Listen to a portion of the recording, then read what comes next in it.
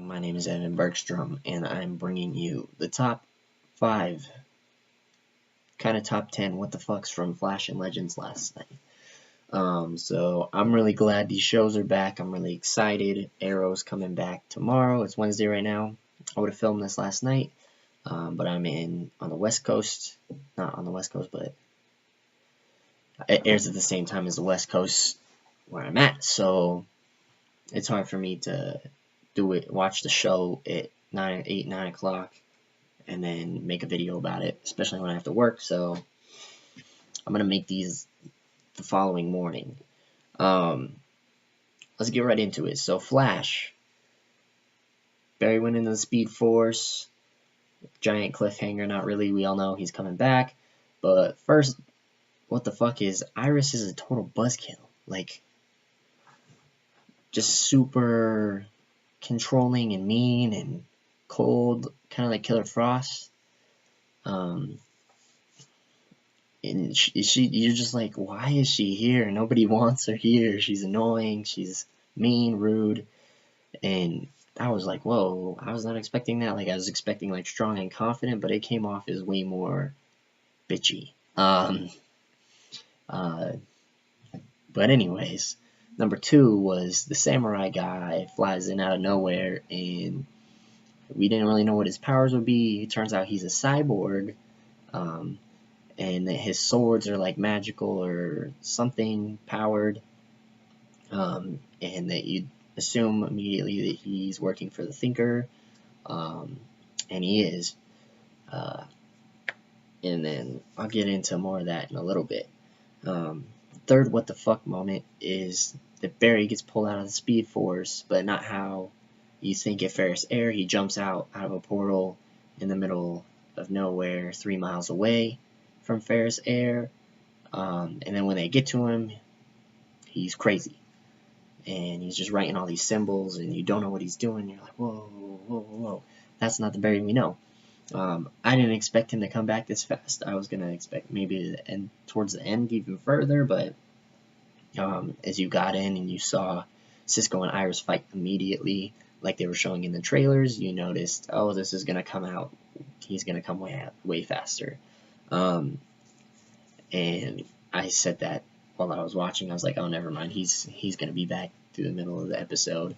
But I wasn't expecting like him being crazy. I mean, I guess I could have predicted that, but I didn't really think about it. Being stuck in the Speed Force for 6 months when it's really a lifetime for him. He's relived life over and over and over, and he's finally out of that cycle. That's good. Number 4 was Iris turned herself into the samurai, because she got a pump-up speech from Joe. We're going to see a lot more of those for Barry and Iris Kid Flash. They get all those pump-up speeches all the time, where somebody says something and then somebody decides to do something crazy and it ends up working. Iris turned herself in because she had to have faith that Barry would come back, and then Joe goes to yell at Barry, Iris is in trouble, Iris is in trouble, and then Barry breaks through the cycle, runs out of the Speed Force prison, which was trapping Reverse Flash, which kind of leads me to think that maybe Reverse Flash could have broken out of that, other than the fact that Barry's way faster than even Savitar was last season. Apparently, they'd never seen anybody go that fast, which doesn't make sense because Savitar was jumping in and out of reality. So I don't think that really lines up, but he's the fastest man alive, whatever it works. But then the biggest what the fuck moment from the entire episode was they already revealed the Thinker. And everybody who follows the show knows it wasn't going to be a speedster. The Thinker was going to be the villain this season. They teased it a shit ton in the final episodes of last season, and we got a reveal really early. Last season we had to wait all the way till episode 19, 20, 21 maybe, and I sat there like, they need to reveal who this is, because they need to build the backstory for the villain, because here's this guy who's bent set on killing Iris, but we have no idea why or who, and then they forced it all in the last couple episodes, to make it seem like he had this actual plan, but really like the plan didn't really make sense to why he needed to kill Iris. I mean, it does, but you have to think about that and like actually develop that before you just throw it out there. And I don't think they did a good job with it, so it's good that we have a villain reveal early. Somebody's knocking at my door. Anyways, Legends. So in Legends, Rip's the buzzkill. We get back from them crash landing in Los Angeles in 2017, and we realize that 5 years has passed for Rip developing this organization, and he's cleaning up the anachronisms, and this is just the one he happened to go to after 5 years of working when they've experienced no time gap at all, which is a little weird for the dynamic of the group, but Rip is kind of a buzzkill, and I feel like he's going to be a recurring villain of the series. But what I liked about Legends is they started off with all the what everybody's doing now that they got disbanded because Rip shut them down when he formed the Time Bureau for the 5 years that he's been away.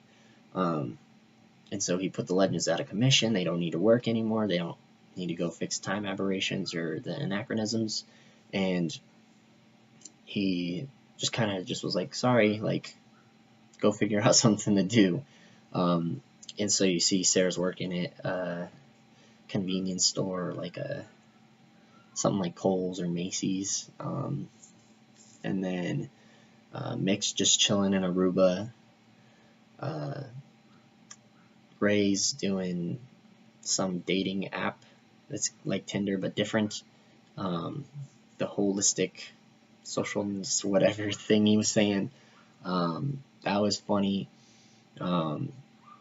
Kid Flash and Citizen Steel were hanging out, punching bad guys together.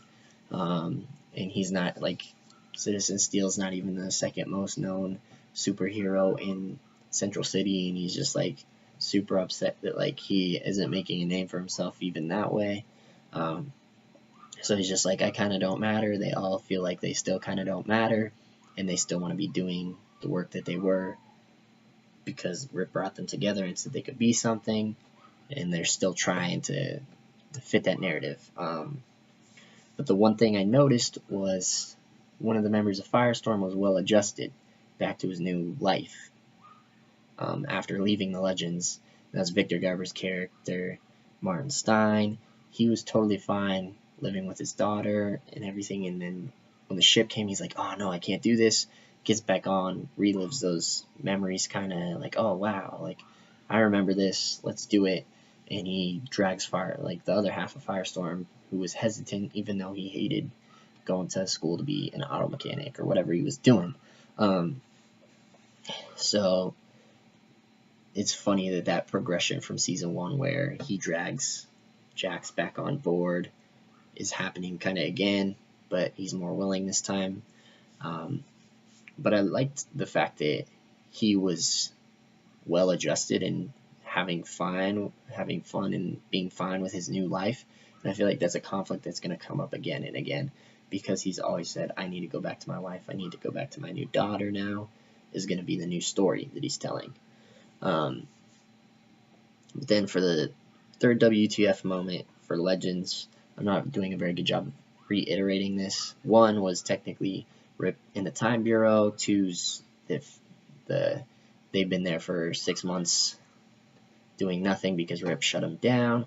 3 is now Julius Caesar, and that he is an anachronism that's super huge, but somehow Rip's detection system and the process they've been going through went undetected, which is what's going to lead to further conflict, I think. And I don't know how the Legends are going to actually be able to detect those things through Gideon or however it might be. That's probably the way they'll go through it, is through Gideon finds these anachronisms, just like the time aberrations last season, and they go in to fix them, and so on and so forth. I think Julius Caesar, as big as he was, getting displaced and then somebody not knowing about it at the Time Bureau is somebody at the Time Bureau covering it up. Rip didn't know about it, and he's obviously a good guy. I don't think there's any.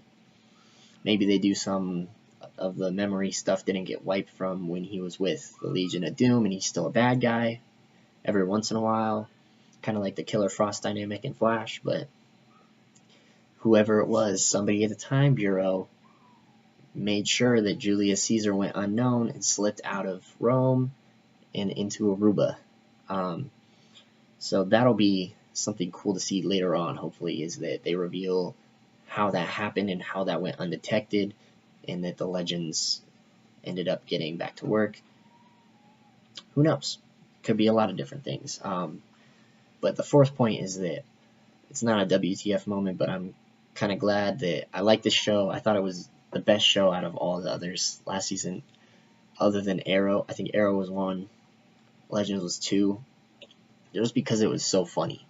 And I think we're up for another funny season. I'm really hoping it's not a repeat of last season where it's a bunch of strung together episodes of random encounters where they go and do certain things and fix certain events, and then the major overall arc isn't really there until like the final episodes. And it seems like the Reverse Flash arc with Damien Dark and Malcolm Merlyn was actually well written as an arc, but I feel like with this one it's going to be the same exact thing. Is there's somebody in the Time Bureau who's messing things up on purpose, and they have to go and mess with that specific person causing certain events over and over and over.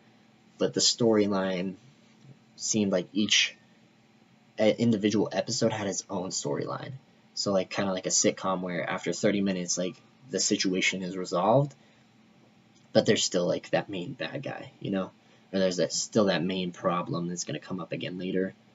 And I hope they don't do that same kind of arc. I hope it's more of one giant arc, even if it's just them having problems with Rip. And like it's like we get like a little 3 episode arc where it's over them going. I'm sure that the first one, which is my last point, is maybe the first arc is them going to Zambezi and getting Amaya back, and that's probably going to be resolved in 1 episode. But I wish they could do something like take 3 episodes to flesh out what happened between Citizen Steel and Vixen and see how that relationship broke up, where the problems were, why Amaya doesn't want to be part of the team, or why she doesn't want to be with Dr. Hayward, whatever it might be.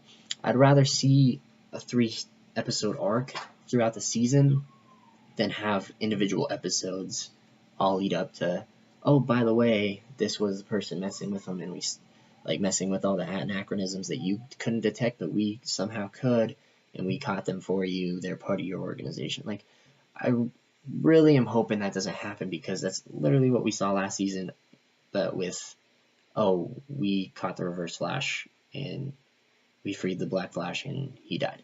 You know what I mean?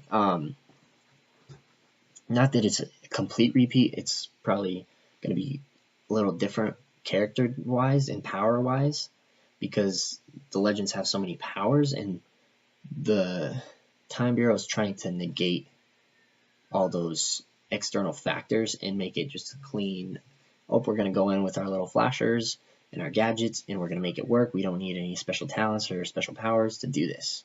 And I think they're going to run across problems where they're going to need those things, and it's not going to work out, you know.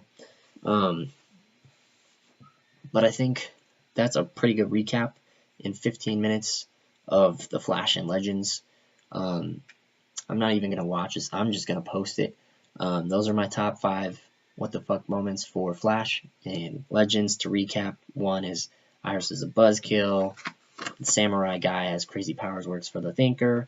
Barry's back. He went crazy. And then Iris was crazy herself, turned herself into the samurai guy. Barry saved her. And we saw that the Thinker and the samurai were working together, and we got the reveal of the Thinker really early on. For Legends, it's that Rip was a buzzkill. Disbanded the Legends. Firestorm was the only one. Victor Garber's character, Martin Stein, was the only one who was well adjusted. The rest of the Legends felt like shit again and didn't really know what their purpose was. Mick found Julius Caesar in Aruba, and the anachronism didn't register for the Time Bureau, and that's a giant way they could go around that. It's going to be another funny season for 4. 5 is it Mayas and Zambezi, and that's hopefully going to be a 3-season episode arc. I really hope it was more than one episode, but just like we saw with Barry getting stuck in the Speed Force, that's something that happens for years in the comics, and it's one episode in the show. So it's probably not going to last long, but I'm going to leave it at that. I got to go to an event for the homeless people in Loveland. I'm going to see you later. Peace out.